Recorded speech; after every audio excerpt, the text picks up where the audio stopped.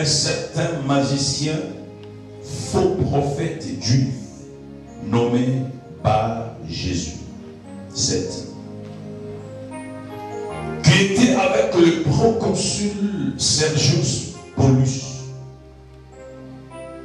homme intelligent. Ce dernier fut appelé Barnabas et Saul, et manifesta le désir d'entendre la parole de Dieu. 8.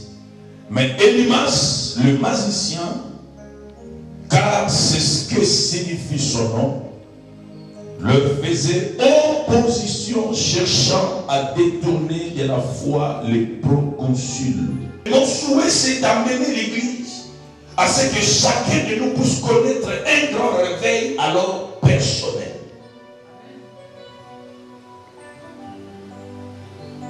À notre temps, Dieu a besoin de la disponibilité. Dieu a tout ce qu'il faut. Dieu a tout ce qu'il faut. Veux-tu miracle? Dieu a besoin de déposer un don, un ministère miraculeux. Mais Dieu cherche les personnes qu'il faut, les dispositions. Je bénis Dieu parce que la parole de Dieu est capable d'illuminer. Quand je dis illuminer, ouvrir les yeux de celui qui ne croyait pas, qui ne voyait pas et voir distinctement. Voilà pourquoi Jésus avait raison de ne pas laisser Bartimée voir comme il voyait en premièrement. Parce qu'il dit à Bartimée, que vois-tu? Il répond à Jésus, Seigneur, je vois des hommes, mais comme des arbres. C'est un danger biblique. Il y a pas de quand tu vois la gloire, mais lui voit les arbres. Quand tu vois la main de Dieu, lui voit, je ne sais pas, un signe. Quand tu vois la pluie, lui voit qu'il a nué. Et on a tous des yeux. Voilà pourquoi je dis on a tous des yeux, mais on n'a pas la même visibilité. Je ne peux pas entrer dans ta vision parce que ce que tu vois, ce n'est pas ce que moi je vois. Non, est-ce que je parle à quelqu'un? Est-ce que je parle à quelqu'un?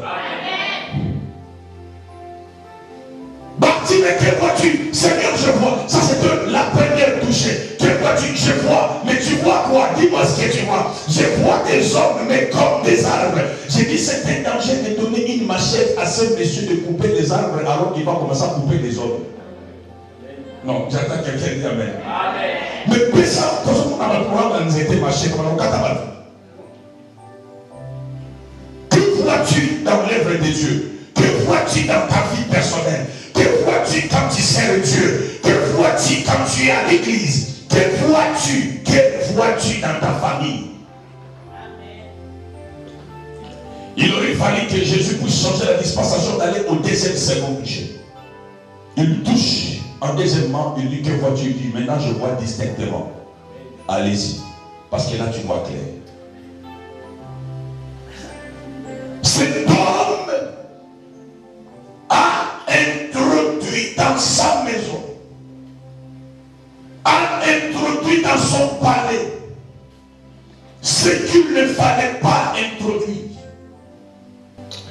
Hier j'ai prié, ça peut te choquer, mais ça c'est ma nature, ça c'est ma philosophie. J'ai dit, mais Seigneur, pourquoi tu peux faire des choses comme ça? Il y a des gens dans la vie, il ne fallait même pas que je les croise, même pas les connaître.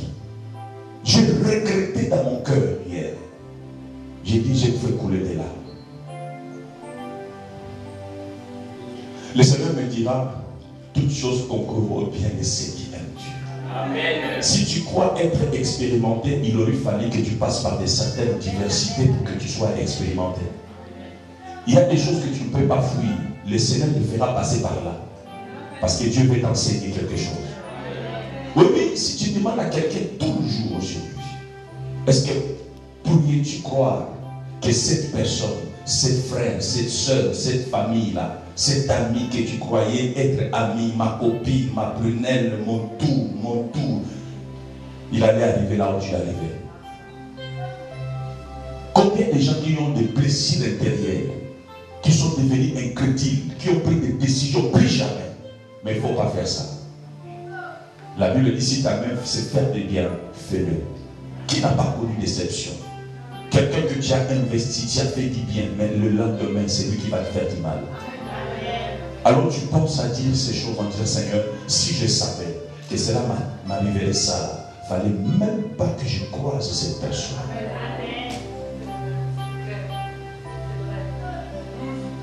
C'est comme le proconsul introduit cet homme de limace dans sa maison, mais ne sachant pas que cet homme deviendrait un danger. C'est pourquoi tout le monde n'est pas introduit dans son chemin. Nous sommes au moment d'examiner les choses et d'examiner les personnes. Qui dois-je fréquenter, qui ne dois-je pas fréquenter? Qui dois-je appeler ami, qui ne dois-je pas appeler ami? Qui dois-je appeler fils et qui ne dois-je pas appeler fils? Qui dois-je appeler? Écoutez. C'est trop grave ce que je vous dis. Qui dois-je appeler frère et qui ne dois-je pas appeler frère? Qui t'appelle papa, mais demain tu seras ennemi. Qui t'appelle pasteur, demain tu seras vaurien. Dans ta maison, tu dois chercher à savoir qui tu dois introduire et qui tu ne dois pas introduire. Dans ta vie, tu dois chercher à savoir. Je vais dire un conseil d'ami à quelqu'un. Laisse-moi vous dire. Un père s'impose. Un frère s'impose. Parce que c'est Dieu qui l'a voulu. Ce n'est pas toi qui as choisi d'avoir pour père ce que tu as pour père. Ce n'est pas toi qui as choisi d'avoir un frère tel que tu as comme frère. Même si mon frère est boité, c'est mon frère. Même si ma soeur est aveugle, c'est ma soeur. Parce que Dieu a fait comme ça. Mais un ami, c'est le choix. Tu n'as pas compris. Maman, un ami, c'est le choix. Ce n'est pas Dieu qui va choisir pour toi. Qui sera pour toi un ami? C'est moi qui dois choisir. Il y a des fois, Dieu te lance le juge à l'arbitre. Choisis. C'est comme ça, moi, si tout le monde ne m'aime pas, je ne suis pas choqué. Je ne suis pas appelé à être aimé de tout le monde. De toutes les façons, je l'ai dit clair et dur de la chair. Je suis à prendre ou à laisser. Tu m'aimes, je t'aime. Tu ne m'aimes pas, je ne t'aime pas. La Bible dit j'aime ceux qui m'aiment. Moi je suis devenu Dieu. Même Dieu dit j'aime ceux qui m'aiment. Comment tu ne m'aimes pas, moi je vais t'aimer. Je parle ivoirien. Comment tu ne m'aimes pas, moi je vais t'aimer. Et Dieu autorise la séparation, mais n'autorise pas la division. Lis la Bible. À un moment donné, si ça ne va pas, tu pars à gauche, je pars à droite. À un moment donné, si ça ne va pas, tu restes et je continue. La Bible dit que deux personnes ne peuvent pas marcher ensemble sans se mettre d'accord. Comment vous voyez les choses de Dieu? Nous avons introduit des amis alors qu'on est ennemis, mais c'était des ennemis. Donc plus tard, celui-là deviendra un géant dans ta vie, dans ton futur, dans ton avenir, dans ton ascension. Beaucoup de gens n'arrivent plus à monter. Tu ne décolles plus. Tu es stagnant. Tu es stagné. Tu es sur place. Tu tournes à rond. Parce que tu es introduit des gens dans ta vie qu'il ne fallait pas introduire. L'église, au lieu d'avancer, on n'avance pas. Parce qu'on a introduit des gens qui nous bloquent la route. Au lieu de monter, toi tu nous tires par derrière. Nous on a envie d'avancer. Toi tu nous tires par derrière. Nous on a envie de vivre la gloire de Dieu. Toi tu amènes les palabres. Nous on a besoin de croire. Il y a des gens, il faut le mettre dehors. Si ça te choque, c'est à prendre ou à laisser.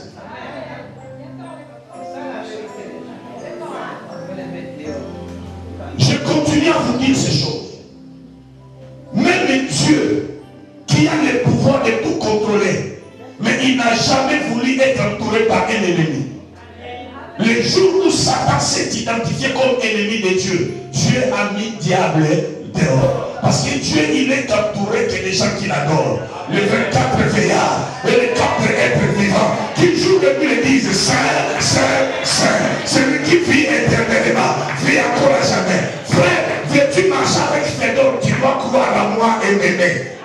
Tu ne peux pas le faire, tu n'as pas la place avec moi. Merci ma fille. Come on. Comment dois-tu vivre? Même Dieu qui est capable de gérer Satan. D'ailleurs, c'est lui le créateur. C'est lui qui a créé Satan. Mais quand il a compris que Satan est devenu pour moi un opposant, il dit Lucifer, moi je n'aime pas les opposants. Tout ce qui est opposant, les cancer, mais comment tu es entouré avec des amis qui ne t'aiment pas, avec des gens qui ne te croient pas, que de mauvais sorts, ils te croient et te guettent comme ça, ils te croient et te parlent de mauvais sorts, et toi tu es resté attaché avec des gens comme ça. Tu ne progresseras pas avec des gens comme ça. Un Dieu, un Père s'impose, mais un ami, c'est un choix. Choisis tes amis. On dit, dis-moi qui tu fréquentes et je te dirai que tu es. Toi, un enfant de Dieu, tu fréquentes que les voyous, les bandits, les païens. C'est la nature. La Bible dit la nature ne vous enseigne pas. Comment peux-tu être un enfant de Dieu, mais tu fréquentes des gens qu'il ne fallait pas fréquenter? Parfois, nous sommes fait mal nous-mêmes. Par plaisanterie, par naïveté. Hein, ça se dit comme ça? Trop naïf, trop hypocrite. Oh, on a étudié ensemble. C'est ma soeur. On a souffert ensemble. Il n'y a pas de question. Il faut que les choses soient bien déterminées. Est-ce qu'on est appelé à... Il y a des relations. On est amis, on reste amis. Amen. Il y a un pasteur qui m'a vu hier. Il m'a dit, toi tu n'aimes pas m'inviter à prêcher dans ton église. Moi j'ai dit, est-ce que si on est amis, est-ce qu'on est nécessairement convaincu d'être prêché de gauche à droite? Tu n'as pas à me demander la chaîne. Attends-moi de mon propre gré d'inviter. Si tu commences à me choquer, à me pousser comme ça, c'est qu'il y a quelque chose qui se cache. Amen. Amen. On peut être amis, mais dehors, pas à l'église. On peut être amis dans les affaires, pas dans les ministères. On peut être frère dans les ministères, mais les affaires, c'est des affaires. Il faut savoir mettre limite à chaque relation. À ne pas savoir ces choses, c'est comme ça que beaucoup se sont livrés. Tu crois te livrer, tu crois te confier à un ami, mais en vérité, c'est un ennemi. Je crois que le message de ce soir va t'apporter beaucoup de leçons. Beaucoup de coups que nous subissons dans la vie, cela est venu par la provenance des hommes, des femmes qui ont été aux côtés de nous. Que tu croyais être ami, mais en vérité, c'est un ennemi. La Bible dit, ce qui tue l'homme, ce qui est plus dangereux dans l'homme, ce n'est pas ce qui entre dans l'homme, mais ce qui sort dans l'homme. Oh, ce qui sort dans l'homme, c'est ce qui est déjà dedans, c'est ce qui est déjà introduit. Oh, il y a mais oh, il y a oh, il y a mais oh, il y a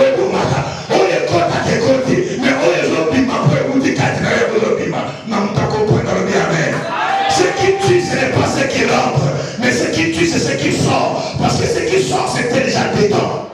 Il faut vérifier tout ce qui est déjà dedans en toi. Il y a des gens, ils sont déjà des bombes à retarder. Dieu même.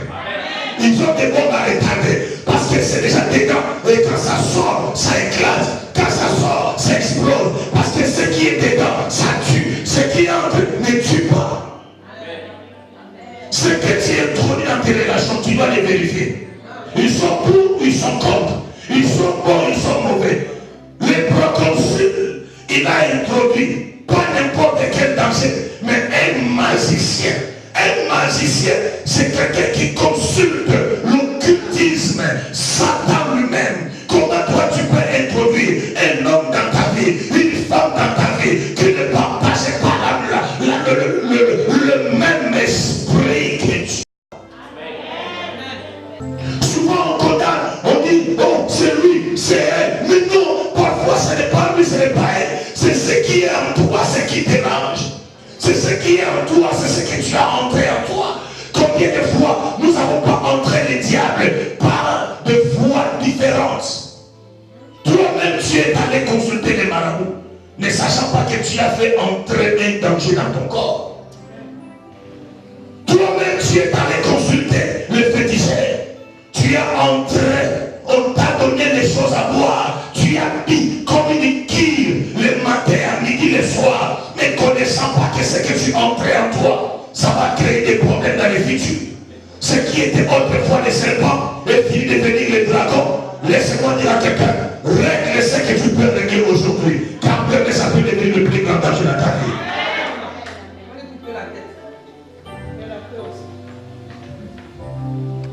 Fais ça.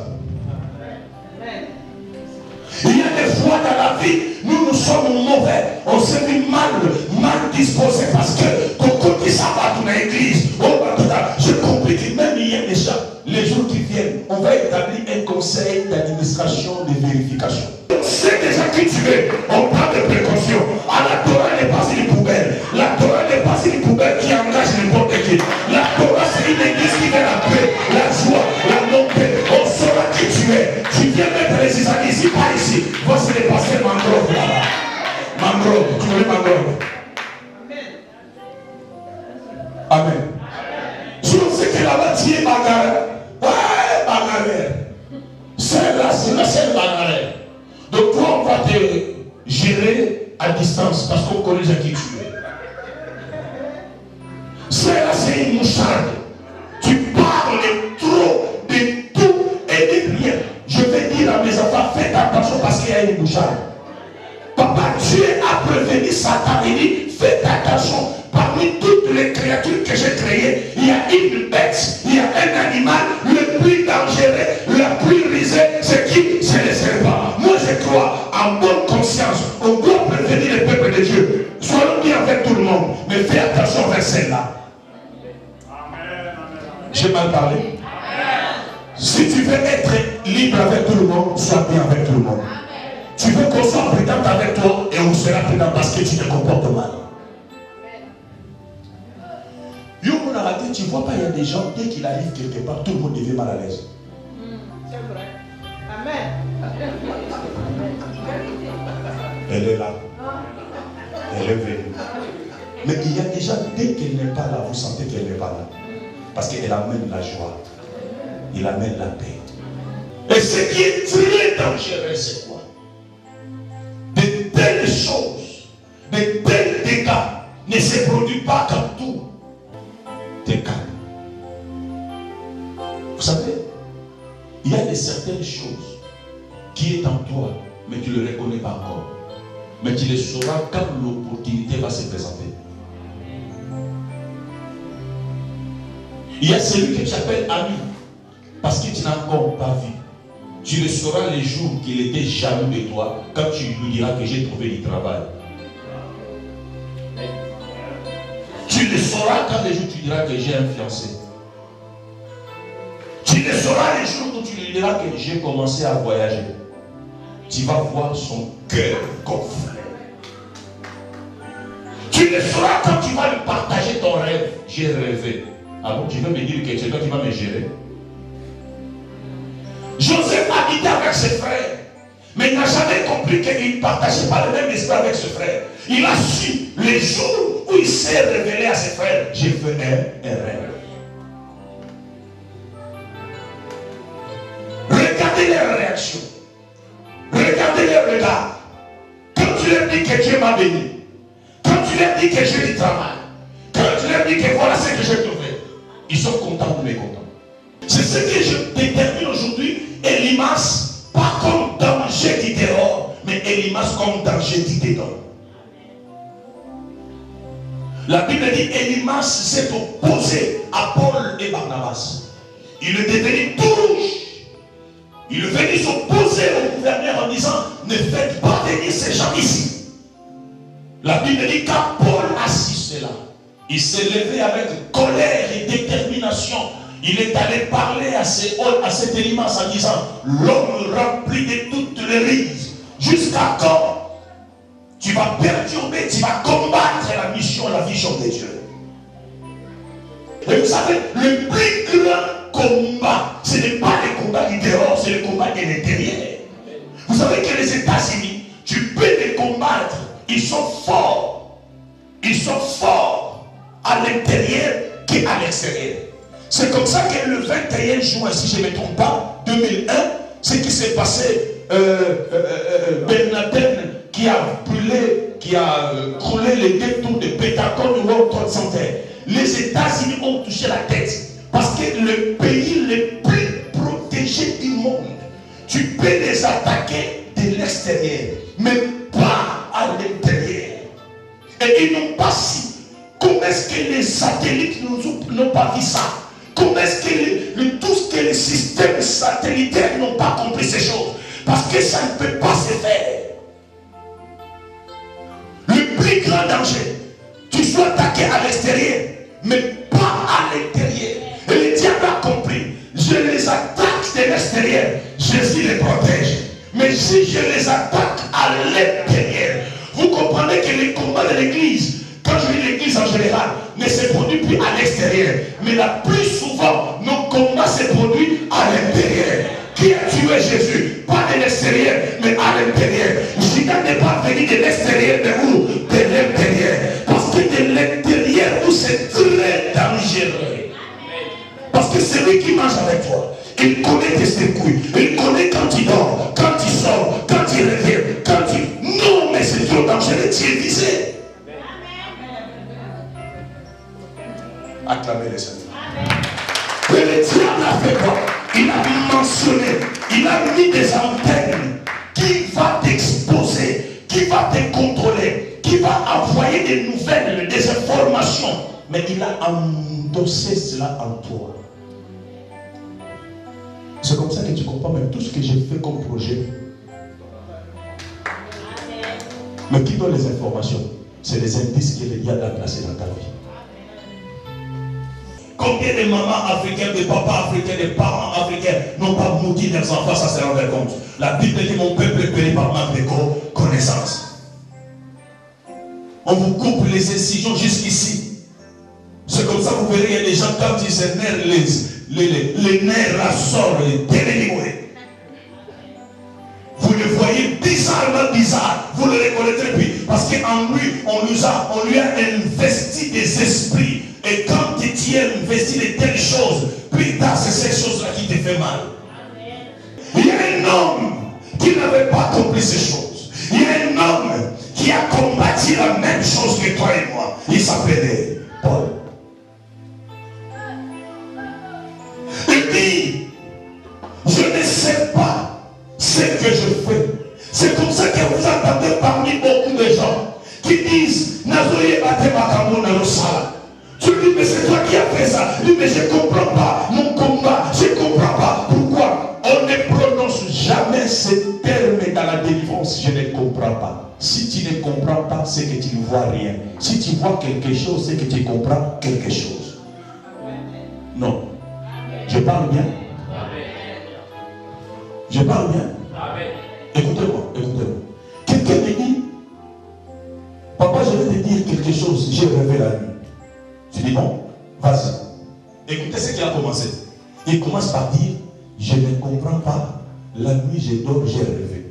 Je dis, attends, mais quand tu dis je ne comprends pas, c'est que tu n'as rien à me raconter. Si tu me racontes quelque chose, c'est que tu comprends quelque chose. Fais ça.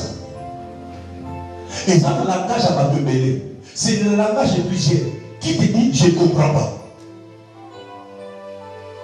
Pourquoi c'est moi? Pourquoi je fais ça? Pourquoi je suis colère? Pourquoi j'énerve? Pourquoi j'insulte? Pourquoi je tombe? Pourquoi je fais ça? Pourquoi je vole? Même ce qu'il ne faut pas voler, tu voles. Tellement que la chose est plus forte que toi, même un stylo, tu prends. Même ce qu'il ne fallait pas mentir, tu mens. Même là où il ne faut pas t'énerver, tu t'énerves.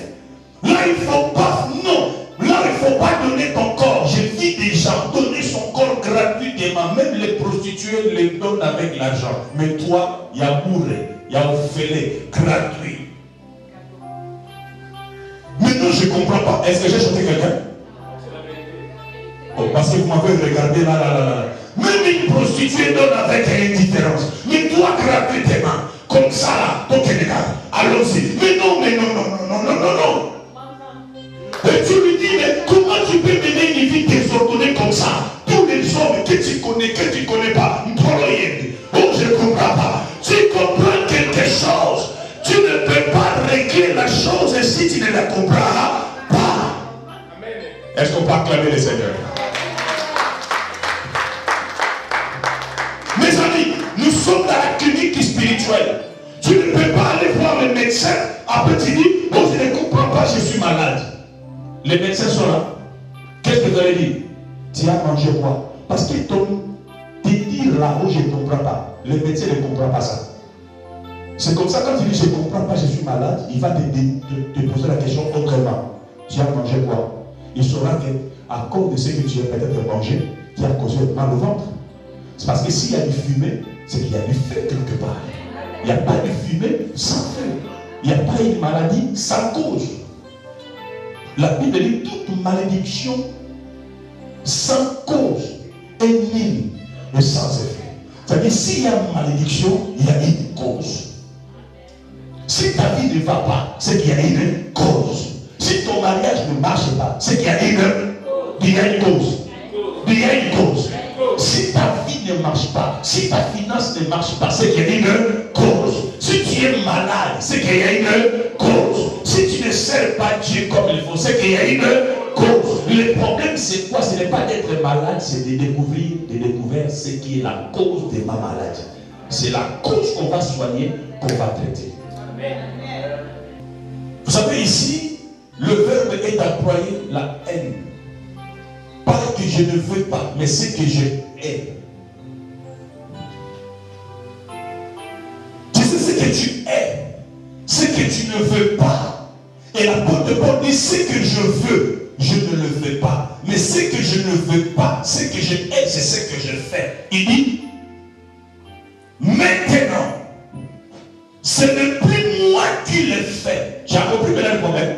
Il a commencé, je ne comprends pas. Mais 17, il a compris. Les yeux s'ouverts. Il a compris maintenant en disant, je comprends. Si je fais ce que je ne veux pas, il dit, ce n'est plus moi qui le fais. Dis Amen. Amen. Dis Amen. Amen. Un grand Amen. Amen. Il dit, je comprends maintenant mon problème. C'est comme quelqu'un qui est malade. Tu vas chez le médecin. Le médecin te diagnostique, il dit, on ne voit pas la maladie, mais c'est plus que la mort. Il fallait qu'on trouve la maladie afin que tu sois soigné. On te dit, on ne trouve pas la maladie, mais c'est plus grave que la mort. Là, tu vois la mort venir. Ici, quand elle a diagnostiqué, il dit, maintenant, je comprends, ce n'est plus moi qui le fais. Il dit quoi? C'est le péché qui habite où? Chez ton voisin? Chez ta maman? Laissez les mamans tranquilles.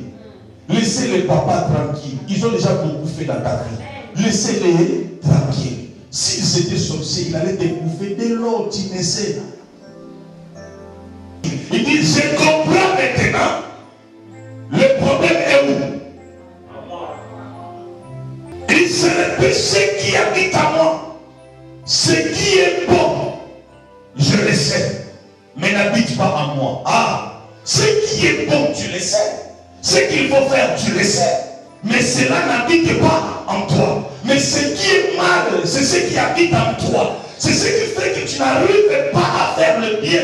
Parce que le bien que tu penses faire n'habite pas en toi. C'est comme ça que tu peux avoir des gens. Ils pensent être bien avec les gens. Mais c'est plus fort qu'il ne lui peut pas. Parce que le bien ne l'habite pas. Ce qui habite que le mal.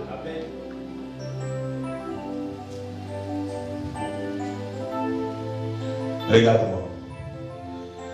Il y a des gens, tu les tapes, tu me mets en prison.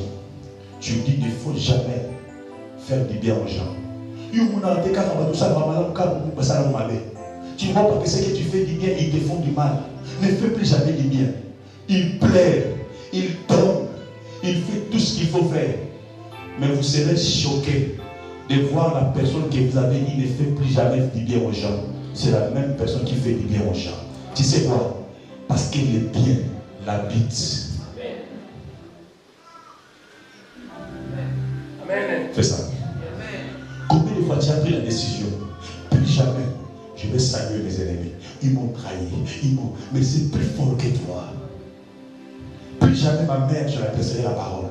Mais quand tu vois ta maman sourire, parce que le bien habite la personne.